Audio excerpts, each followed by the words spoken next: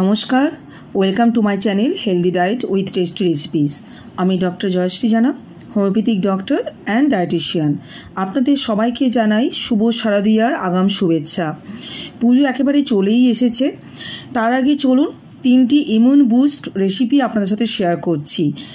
এইগুলো আপনার ডায়েট প্ল্যানে রাখলে আপনি কতখানি উপকৃত হবেন, এবং এই যে মেডিসিনাল প্ল্যান্ট যেটা সোয়াম্প ওইট বা কুলেখাড়া, এটা 3টে রেসিপি কিন্তু টোটাল শাকটা যে আমি ইউজ করেছি পুরোটাই কিন্তু আমার নিজের এই ছাদ বাগানে এই ছোট্ট জায়গার মধ্যেই করেছি। এবং এটাও আমি আমার যে ছাদ বাগানের অংশ সেটাও আমি আপনাদের সাথে শেয়ার করলাম এই জন্যই যে আপনারাও চাইলে কিন্তু এরকমভাবে ফ্রেশ লিভস অ্যান্ড স্টেম কুলেখাড়ার আপনারা ইউজ করতে পারেন। কারণ এই লিভস অ্যান্ড কুলেখাড়া গাছের এই পাতা এবং কাণ্ড, লিভস অ্যান্ড স্টেমস প্রচণ্ডভাবে আয়রন রিচ হয় এবং এটা আপনার হিমোগ্লোবিন প্রোডাকশনে প্রচণ্ডভাবে হেল্প করে। রেড ব্লাড কর্পাসেল সেটাকেও আপনার তৈরি করতে খুব ভালো সাহায্য করে। তাই বাড়িতে আপনারা এইভাবে নিজেদের বাগানেও তৈরি করতে পারেন। প্রথমেই যে রেসিপিটি শেয়ার করব সেটা হচ্ছে খুব অল্প শাক থাকলেও আপনার হয়ে যাবে। ডাল তো আমরা মোটামুটি আমাদের ডায়েট প্ল্যানে রাখি, তো শাক দিয়ে ডাল, বিভিন্ন শাক দিয়ে ডাল করা যায়। তো কুলেখাড়া শাককেও আপনি ডাল দিয়ে ব্যবহার করতে পারেন। একদম যেই কাণ্ডগুলো একটু শক্ত হয়েছে সেই পোর্শনটা বাদ দিয়ে বাকি একটু নরম কাণ্ড এবং পাতাগুলো খুব সুন্দর করে ফাইনলি চপড করে নেবেন।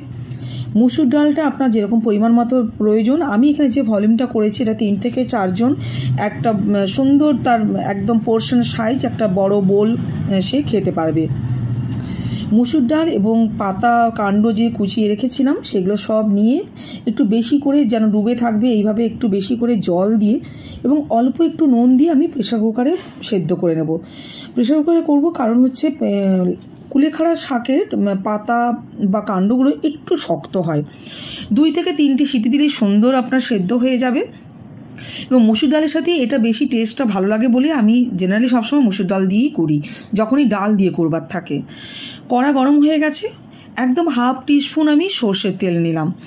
একটু সর্ষের তেলই ভালো লাগে আমার, এটা আমার পছন্দ। এবং সর্ষের তেল নো ডাউট শরীরের জন্য খুবই ভালো।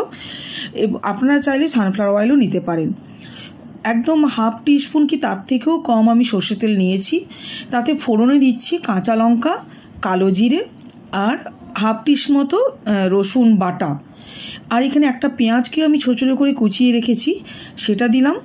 এবং তারপরে দেব আমি টমেটো কুচি। ফলে কি হচ্ছে আপনার অ্যাজ এ হোল অ্যান্টিঅক্সিডেন্ট, মানে কুলেখাড়া ইটসেলফ তো অ্যান্টিঅক্সিডেন্ট ফুল হয়ই, তার সাথে যখন আপনি পেঁয়াজ, টমেটো, রসুন এগুলো নিয়ে নিচ্ছেন তখন এইগুলো কিন্তু আপনার আরও বেশি